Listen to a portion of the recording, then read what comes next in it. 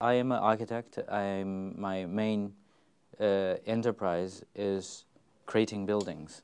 But buildings is not only a physical product. It's actually, in my view, is the frontier of territorial expansion. Culture doesn't operate on symbolic level. It operates on economical level. And buildings need economics to fulfill. So I think cultural in expansion of territory definitely is something economical. But when we talk about economics of territory expanding, I also don't want to use limited into monetary or finance in terms, because economy is a collective behavior of humankind. Maybe that because of the collective human behavior, it became the true representation of a modern culture, which is the economy per se.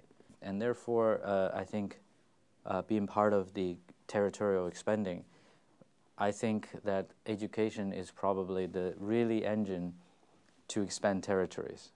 What that territory is, whether it is religious or patriotic or ideological, but somehow education always is the driving force of expanding the territory. I think architecture, when it's related to culture, it takes on, I think, three initiatives in the cultural realm.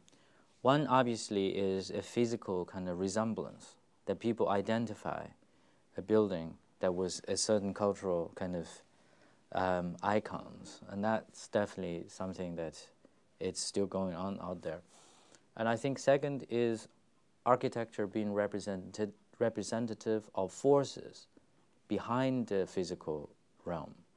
Let's say politicians, bankers, developers, users start to all influence the in architecture. I think so. Architect that in responsive to those forces, yet can hold itself to a integrity, aesthetic and stylistic integrity. The last layer would be to reflect the social need, like what the society really need. In cultural agenda in architecture, I tend to go to the opposite, what the public actually expect.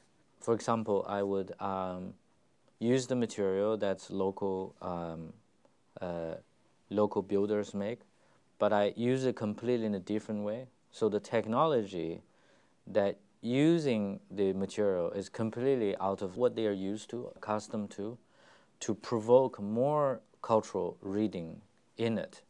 Technology is it's something very is a, how do I say, it's definitely where we can easily go to search for new solutions that have a cultural meaning or a significance.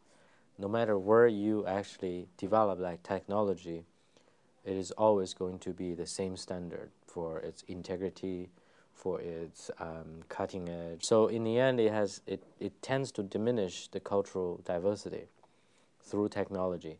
I see this fairly much in the education today. Almost all schools are doing the same thing with that kind of technology, and it doesn't address different needs and different expectations. I think in this point of time, we became less clear what technology can do to us. I mean, once in a while you can make the best use of the technology, but I think it's particularly dangerous now if our desire to move to the next phase of cultural construction or architecture,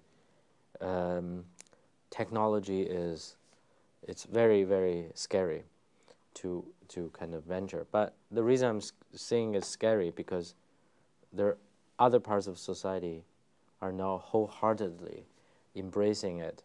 So I think the result will remain to be seen. And I think next 10 years is particularly very exciting.